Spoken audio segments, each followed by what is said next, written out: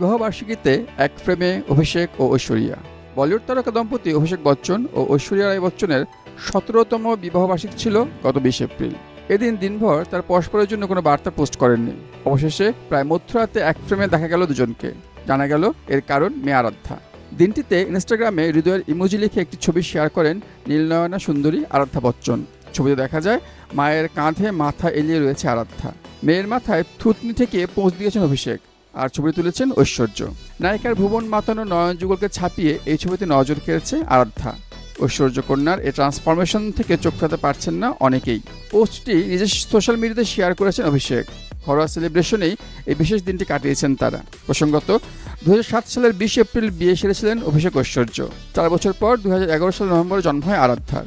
এরপর বাবা মায়ের মাঝে আরাধ্যাই যেন যোগসূত্র হয়ে আছে। মাঝে পারিবারিক নানা গুজব এর মাঝ দিয়েও অভিষেক এবং ঐশ্বরিয়ার সম্পর্কে এগিয়ে চলেছে।